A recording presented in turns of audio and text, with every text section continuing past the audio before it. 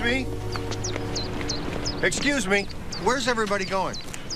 To Gobbler's Knob. It's Groundhog Day. It's still just once a year, isn't it?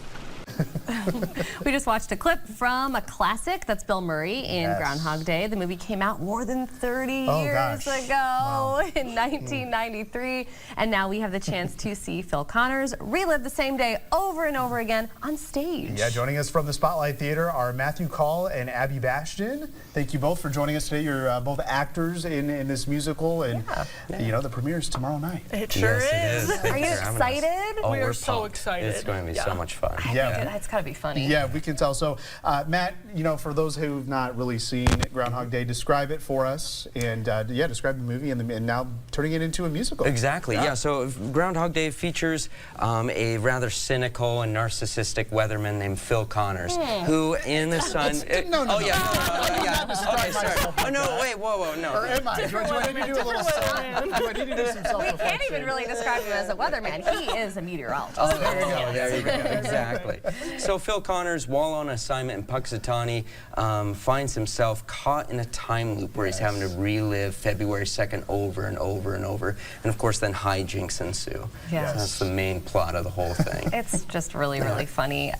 Abby, talk about the character that you play. It's also a pretty major role. Yes, so I play Rita, which is the producer. Yes. And Rita has a really amazing journey within the musical. In the movie, she was sort of shorthanded a little bit, but in the musical, you really get to see her relationship with men and ultimately with Phil.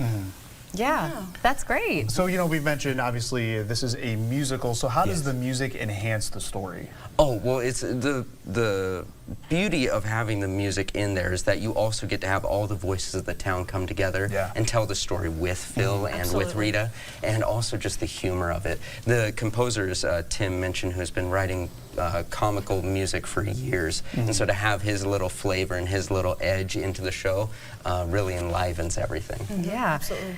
Matt, you just kind of alluded to the characters of the town. I mean, even in the movie, they really make it. They make it funny. I'm thinking of Ned. Oh yes, exactly. Ned. Specifically, Ned Ryerson.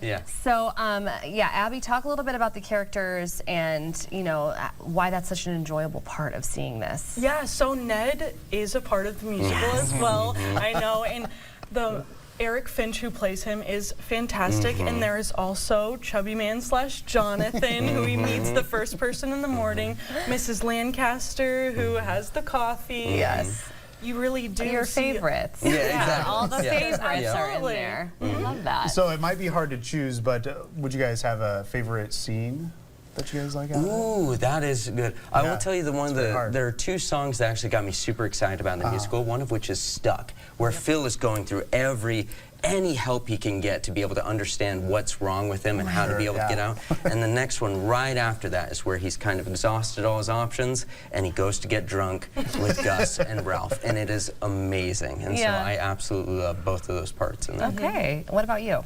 Well, I have a song in the second act called If I Had My Time Again that really tries to inspire Phil, and there's also a carnival scene that goes along with it. So not only is it fun for me to sing, but also to be a part of the town, because I don't always get to be a part of the town in the way that Phil does. So Yeah, that's awesome. Very cool. Yeah, so what about your favorite parts about rehearsing for this? Because you guys have gotten a lot of practice in ahead of your premiere tomorrow night. Exactly. One of the most difficult things, as anyone who can imagine, is trying to recreate that feeling that the day is resetting every time, and to do that on stage is somewhat difficult. But that's been fun to try and figure that out. Of when it's a magic trick that we do every day, right? Because it is the little things. It's the, I'm putting one sleeve in the coat, I'm taking that sleeve off, and then I'm putting my foot into the boot, I'm taking it off. Oh, wow. You know, it's the little things that we do that make it feel like a new day. Yeah.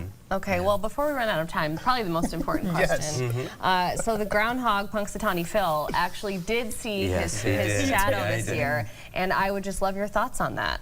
What do you think? More winter? Oh, Man, I'm done with it. I'm so done with it. I'm like, come on, Phil, get it together. Give us a break, really. Especially after last night's ice. Yeah, the ice last night was not. Yeah, we've had a couple of ice situations, but not much snow. I'm telling you, we're in a snow drought right now. But yeah, that's funny. But, yeah, we'll have to see how the rest of the winter plays out and see if Phil's correct. Yeah. All right, well, if you want to check out Groundhog Day, the musical, it premieres tomorrow night at the Spotlight Theater in Moline.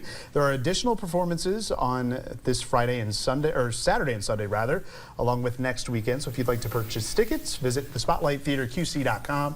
Abby, Matt, thank you so much for joining us. Thank you so much. Thanks for having us. Absolutely.